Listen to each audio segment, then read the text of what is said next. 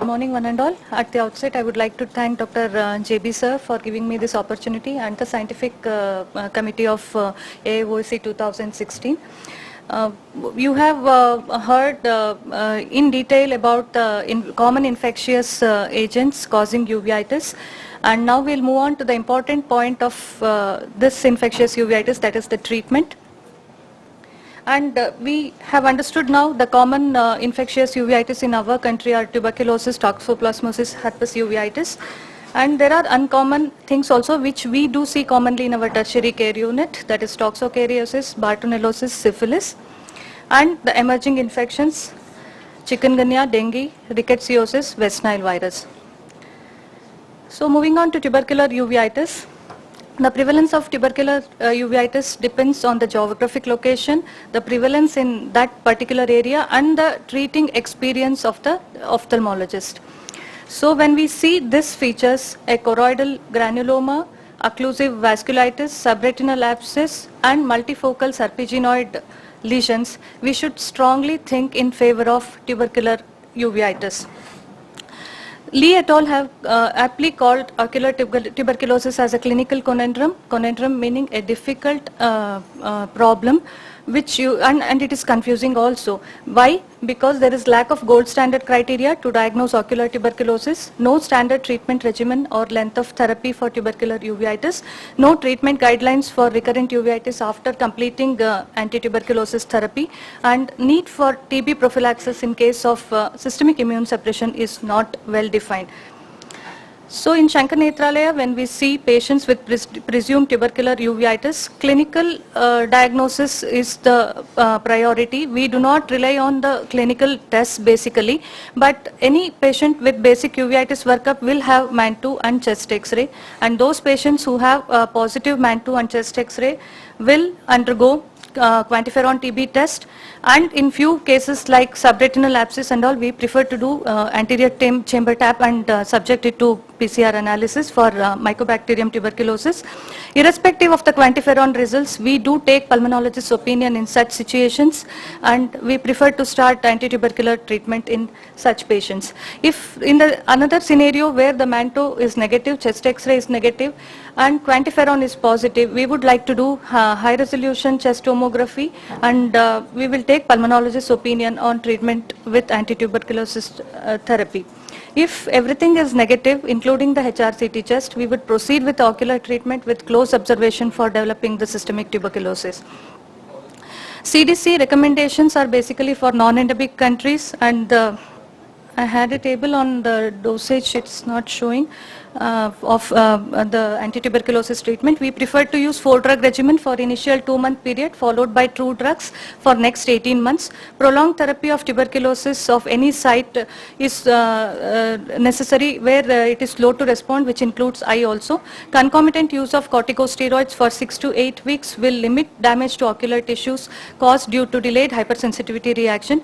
Patients requiring immunomodulatory therapy should be tested to rule out latent tuberculosis. Ocular side effects of anti-tuberculosis medication, especially ethambutol, should be kept in mind and should be monitored. Another emerging problem is drug-resistant tuberculosis, which can be primary or acquired. The causes of acquired resistance will be poor compliance, improper drug regimen, natural mutations, which is treated with second-line ATT, that is rifabutin, fluoroquinolones, interferon gamma, and others. But there is now another emerging public health problem, extensively drug-resistant tuberculosis, which is not treatable even with the second-line therapy. Moving on to toxoplasmosis, we have understood the pathophysiology clinics, of which very well described by Dr. PMR. And again, the treatment is a controversy here. There are 2 Cochrane reviews on treatment of toxoplasmosis, which have found 3 studies which have compared the treatment of toxoplasmic retinochoroiditis with antibiotics and no treatment. And they have come to the conclusion that treating with antibiotics will not reduce the infection immediately. It is most of it a natural course, and it will not prevent the recurrences. But despite this, most of the uveitis specialists prefer to treat toxoplasmic retinochoroiditis with antibiotics. The classic first-line therapy So the classic first-line therapy is with pyrimethamine, sulfadiazine and folinic acid. And the dosages as mentioned in the table. Oral corticosteroids should be added after 3 days in a lower dose to take care of the inflammatory component, and treatment response is usually seen in 4 to 6 weeks. We need to keep in mind the adverse effects. Pyrimethamine can cause leukopenia and thrombocytopenia, so only we need to check the blood counts weekly, and sulfadiazine can cause life-threatening allergic reaction. The other regimen, second line of antibiotics, we call quadruple therapy, where you add clindamycin 300 milligram 4 times a day along with the classic therapy. And the other drug combinations are trimethoprim, sulfamethoxazole, azithromycin, and recently the intravitreal clindamycin with dexamethasone. But high cost, availability and compliance to the drugs are the major drawbacks along with the second line antibiotics in our country.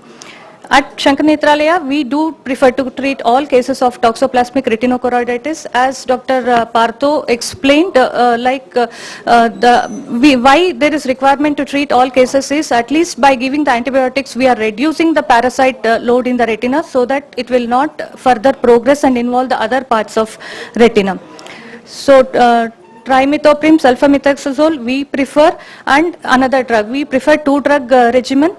And when a patient presents like this, when the lesions are within the vascular arcades and nearer the optic disc, we prefer to add azithromycin 500 milligram 2-stat and followed by 500 milligram OD for next 6 weeks, along with corticosteroids. And we do see favorable results at the end of 6 weeks. Pregnancy, we need to keep in mind before giving the medications to the pregnant lady, the teratogenic effects of this medications. Pyramycin has been found to be safe in all the trimesters, and other drugs as mentioned. And intravitreal injection of clindamycin and dexamethasone is a safe option because it will not have systemic effects. Toxoplasmosis in immunocompromised, as already explained, it requires lifetime maintenance therapy to prevent dissemination and relapse. Trimethoprim, sulfamethoxazole with azithromycin is the preferred combination. Pyrimethamine should be avoided to prevent drug-induced bone marrow suppression due to its antagonist activity against zidovudine in patients who are on ART. Moving on to the most common, again important topic, herpes uveitis. Now, human beings are the natural reservoirs of viruses, so only viral infections are very common, including in the eye, and herpes group of viruses are the common viruses which affect the eye. And any patient who presents with hypertensive anterior uveitis, until and otherwise proved, it is viral, and we prefer to take aqueous sampling for PCR analysis of HSV, VZV and CMV.